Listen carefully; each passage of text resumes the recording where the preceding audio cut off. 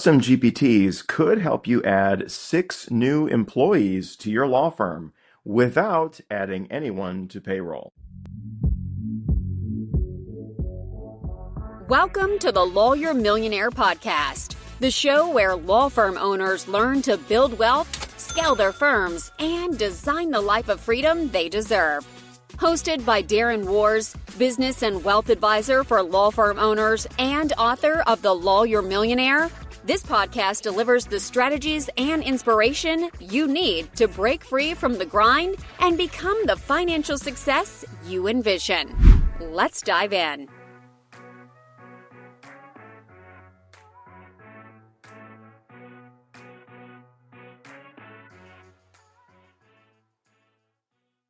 All right, folks, here we are. We're ready to learn all about ChatGPT and creating a custom GPT to transform the way that you work. And our guest today has actually created her own AI employees. Isn't that right, Shannon? Yes, it is. It's fantastic. So tell us a little bit about that. What is that like? Well, it's funny because I'm a solo and I have always had this whole idea of working with specific people. And you always have like these ideal people that you want to work with. And I started learning about GPTs last year from a guest that I had on my own podcast, Heart Song Entrepreneur. And so I just started playing around with them. And then I was like, oh, she told me, you can customize these GPTs to do certain things and to have certain knowledge base because you can add files to them. You can give them, prompt questions. You can give them directions and instructions on how to do things. So I decided to start playing around. And one of my biggest thing was project management and keeping the task for admin along with getting the tasks for legal work done, as well as networking, rainmaking, all of that. And so I said, well, let me start playing around with Project Manager. And I added in some instructions. I got some knowledge from some other guys that, I've been in touch with through the tech world, learning from them through posts and conferences that I've been to. And I decided, let me take their advice and really customize this GPT. And sure enough, it started actually working the way that I wanted to. The caveat being that it's similar to, that movie Memento where the guy has like no short-term memory. He can't remember anything. That's what the GPTs have. So I started doing a workaround and I had my main GPT and then I would have these custom GPTs. And so sometimes I would just have what I call a meeting with them. And then I'd say, okay, here we are. Let's put together, for example, a social media strategy that I can then talk about different things that I want to discuss and have my GPTs kind of interject their ideas into, and then I can just save that meeting and share it with my staff. So it's kind of like I have an AI staff because it started with the project manager, right? But because I'm creative and everything, I said, well, let me play around with some more. So I ended up with an ops assistant that helps my paralegal / office manager. We also played around with LinkedIn strategists because I post a lot on LinkedIn.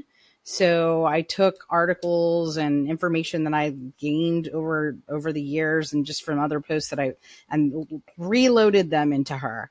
But then I wanted to give her a personality and I was like, oh, let's make her Elena and she's from Miami and she's Cuban born and, and so she likes this thing and she likes that. And so it was kind of neat because I took I just started playing around adding GPT after GPT after GPT. It was like, if I'm going to build a company, what kind of positions would I fill?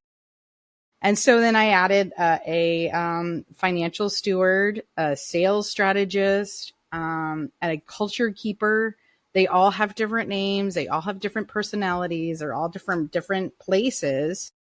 And then together, I feel like I actually have added about 6 more employees to my team that would otherwise only be 4. That's incredible. That is so, so incredible. So, some of our listeners may just be kind of dipping their toe into the world of ChatGPT. What is this custom GPT exactly, and how do you go about creating one? Okay, sure. So if you're in ChatGPT, you have to be on the Pro plan, and that's the $20 a month plan. And that Okay. gives you access to the latest model of ChatGPT and AI that they're building. And then if you go to their homepage, you'll see like custom GPTs that are readily available that can help you with a variety of things. For example, writing I see writing a lot. I see social media strategy a lot, or just things to like dog training, right? Things like that. Mm-hmm. If you go into the custom GPT editor, because it'll allow you to create your own in the editor, and you'll go to the configure page. And in the configure page, you can add in what that GPT does. You can name it.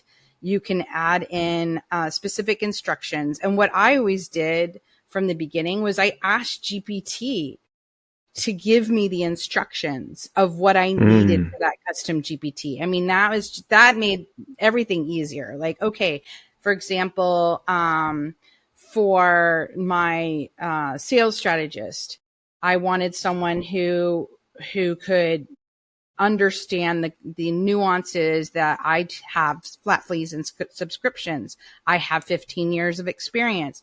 I practice intellectual property law. I've been an artist my whole life, so I really understand copyright and trademarks. So that's added value. So these are things that I told ChatGPT, and I said, help me create the instructions for him. And I actually loosely based him on my friend Brian, who has this beautiful, like, fun personality. And I'm like, and he interjects like all these like little things like RuPaul says and stuff. I'm like, oh, put together his combination of Brian and RuPaul and like sassy and fun and flirty, really high into fashion. And his name is Sebastian. And I mean, like, all these fun things. So I told GPT to give me the instructions, and then I just went and I configured him. And then I started looking at what other files can I add to him, like sales strategies, marketing strategies, like other information about like flat fees for lawyers and legal pricing and things like that. And there's a section where you can add files. And that's what I did. I just loaded him up with all these files. So whenever I ask him about pricing strategies, he has the data that he can draw from. And said, and I have, and plus because I'm super woo and I'm really into numerology and, all of that kind of stuff too. I was like, be very cognizant too of sacred numbers. And so my pricing reflects that, because that my whole law firm is all about being a holistic law firm. And so it even comes down to our pricing. And that's why I developed a culture keeper GPT. And her name's Rocio, and she's from Barcelona, and or I should say Barcelona. And so I wanted also that European perspective on things, because I also used to live in Spain, and I'm Hispanic, and I'm like, that culture is very important to me. It's very open and inviting, and I want that my law firm culture to reflect that. Like everybody's family, come in, we'll feed you, we'll give you, we'll laugh, we'll have a good time. But we can also be very serious with business.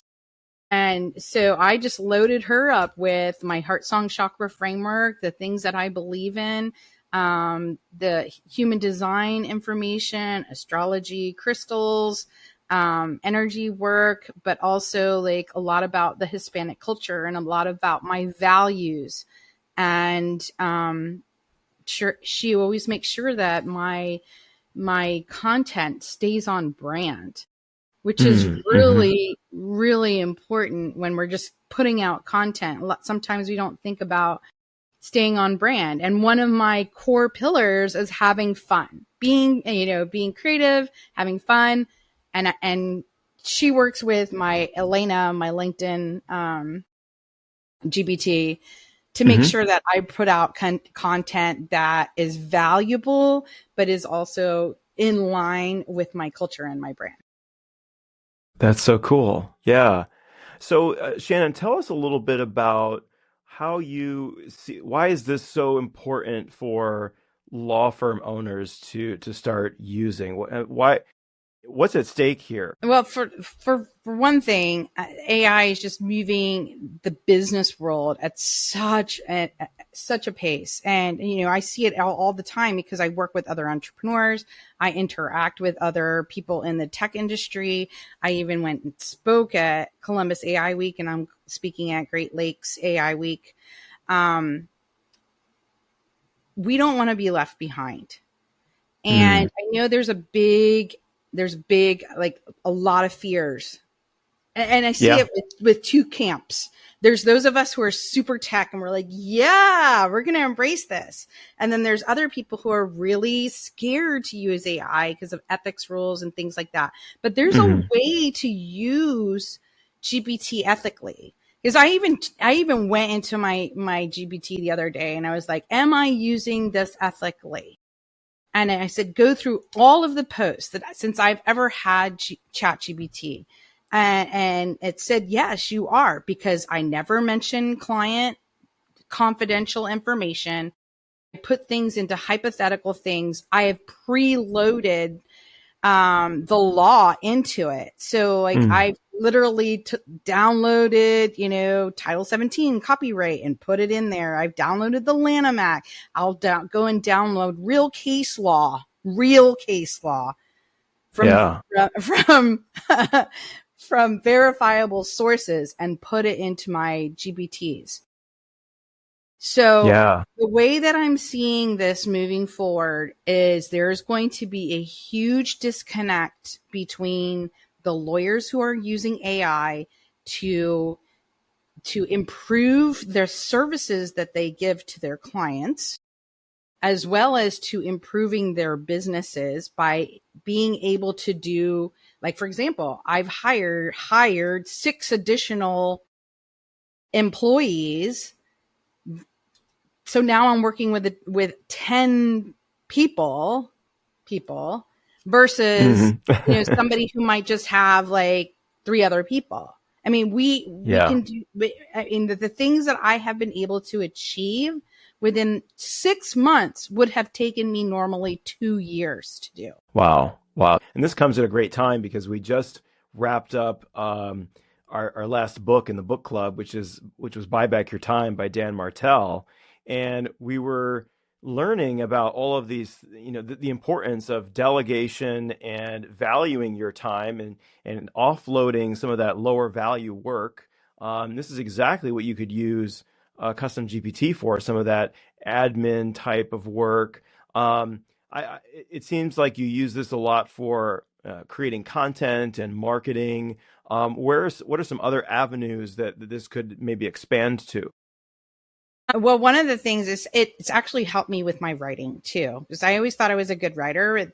Sometimes, these old contracts that I have, they're full of legalese. And I'm all Mm, about having my clients understand their contracts and empowering them through education. So for example, like I took a lot of my old contracts, took out all the confidential information and hmm. had GPT help me rewrite them so that they were easy to understand. And that in and itself, like, that saved me hours. I could just put it in and be like, okay, it spits out stuff. But yeah, you do have to go back and edit and, put your own, Yeah. words into it. But I mean, I just in and of itself, I mean, it's spitting it out in seconds where I would be sitting there for hours, and like I said, it's a time saver. It also helps you think in other ways because like it might point out blind spots of things that you didn't even realize. For example, I was looking about, I was like kind of playing around with an idea I had, and it said, "Oh, did you think of this?" I'm like, "Oh, you know what? I didn't." Hmm. So it's a great sparring partner for ideas up to the point where you're like, Yeah. oh, wait. And then I've even trained my GPTs to say, if I start talking too much, that something that I could develop could be too much more of a trade secret, to tell me, hey, Shannon, this looks like you're going down the trade secret route. Let's get off of here. Yeah. Yeah. So there's ways to put in Absolutely. safeguards. Yeah, and Yeah. it's happened to me quite a few times where I'm like, "Oh, wait, yeah, thanks for doing that, and thanks to me for putting in that safeguard, and thank you to the tech guys and gals who gave me the knowledge to do that, to program my GPTs." There's two ways I kind of see to look at this, right? One is you may not have to hire somebody for some of these tasks. You can greatly expand, your productivity, but also you may be able to save some money because you may not need some of the software programs that you currently use. There are so many AI tools out there, but honestly, if we're being real, most of them are just licensing ChatGPT or Microsoft Copilot or some other AI platform and then creating their software based on that. And you can kind of short circuit that and do that yourself almost by creating these custom GPTs. Yeah, absolutely. And you're also, if you're very cognizant of your tech stack and running lean, I mean, you can do amazing things between like just having Google Office, Microsoft Office, Canva, ChatGPT, and law practice management software. I mean, like I'm even looking at now, how can I get off of Go High Level and go into Gamma to learn how Mm. to create my website, and just going as what would it mean to go like super lean? What does that look like? Hmm. Because I Yeah. have the skills, and I'm actually like moving towards that, because like you said, there's like so many cool tools out there, but at the end of the day, like, you get a couple of these, AI tools like ChatGPT or Perplexity or Claude, those are your go-tos. Hmm. And, then you get Canva and you have your law practice management software. There's not much more you should be like looking into, because Yeah. yeah, I mean, like if you're looking at cost effectiveness, you can really do a lot with custom GPTs and chat. Yeah, it's so cool. You owe it to yourself as a business owner to look into this. I mean, at the end of the day, we are trying to maximize profitability so that we can be successful. Here is definitely one way to do it. Shannon, I want to ask you now a little bit about your backstory, your background, and kind of how you came to become a law firm owner. Sure, sure. Well, I always say I am an artist first, and that's true because I went to art school for high school and for college. And I was a commercial artist before I was a lawyer. So when I say I know intellectual Wow. property law, I really know intellectual property law. So my Yeah. first job out of college was working for a record label, and that was it was Transcontinental Records, which is home of the Backstreet Boys, NSYNC, Oh, that's so Mandy cool. Moore. Yeah. And so I got thrown in the media division. We only had, like, when I first started there, we were only 6 of us. and I got thrown into PR meetings, branding meetings, and that's where I learned a lot about trademarks and protecting brands. And of course, having to build my own brand manuals for things and doing websites and videos and all that fun stuff. And so then I went from Orlando to Los Angeles and worked with bigger names. And then after I realized I wanted to be a music video director. And then I just started working on set and realized I don't want to do this anymore. I just don't. And so I kind of left LA. I left my ex and moved to Ohio, where my parents moved when I was in college, because I'm from Florida. And they were like, we need your help running our business. And I'm like, running a business? I mean, my parents have been entrepreneurs since before I was born. And I was like, I don't know anything about this. I mean, they're real estate investors. They had all these properties. I'm like, I don't know anything. I'm an art director. I'm an artist. Like, no, you can do this. You can do this. We have faith in you. Okay. And oh my God, like going from art to like the world of contracts and tenants. And oh my God, that was a huge learning curve for me. But, I started rewriting our contracts. I started learning a lot about landlord tenant law, to the point where I would start wanting to argue in court. And there was this one day when I knew the law backwards and forwards, and I'm like, that's not right. And the judge is like, Mr. Ticholvey, control your client. And I was like, that's not what, the Ohio Revised Code says. And after the trial, he's like, you need to go to law school. You need to go to law school. I see that you really like this. And plus, I always liked arguing. I mean, it's feisty.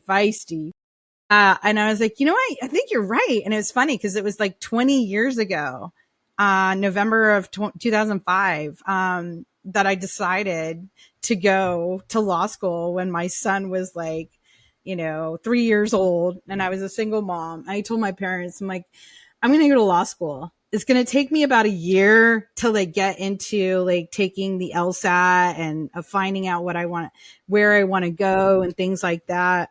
Because, I had been out of school for 10 years, and I was going, I was studying for the LSAT. My last class was art history and studios. So like painting, drawing, photography, I'm like, I don't know anything about this. And I'm going to be competing against kids who are right out of college, who were my target market, right? for NSYNC and Backstreet. Yeah. And so like, that's what I did. And I said, I'm only going for intellectual property and business because I want to help people like me and people like my parents. And that's what I've done. And it's interesting because, I really see how like there's such a disconnect between artists sometimes not fully understanding their rights with copyrights and entrepreneurs not understanding, the importance of contracts and trademarks and things like that. And so I can empower them through education, which is, it's even written in my own human design. Like I love to empower people because I'm like, I want you to learn something because this is going to help you for the rest of your life. And so that's what I do. Yeah. And then Very cool. I said I wanted to own my own firm, and I did. And now I integrate human design and crystals and chakras and everything into my consults, and I work with clients who are extremely visionary, but who understand that the whole person, it really affects their business. Yeah. Well, that's tremendous how you've kind of brought your own personality to your business that really makes you stand out. Instead of trying to just be a copycat of every other, law firm, you've really made yourself unique. And that's a great way to stand out in the marketplace, Shannon. I have one last question for you, and that is, we have a book club, and if you're listening right now as a listener and you have not joined the book club yet, you owe it to yourself to get in the book club. We'll put the link in the show notes. It's at community.lawyermillionaire.com. You can connect with great law firm owners from across the country. So Shannon, I would love to ask you, what is a book that you are reading right now that you're really enjoying, or perhaps one of your favorites has been really transformational for you in your practice? Well, I always go back to Atomic Habits. I love that book. I've read it so many times, and every time I read it, I learn something new because I'm like, oh yeah, that's right. If I just change this one thing, like I can change the trajectory of where I'm going. Whether it is, like he used the example of putting the gym bag by the door. Well, I hate going to the gym.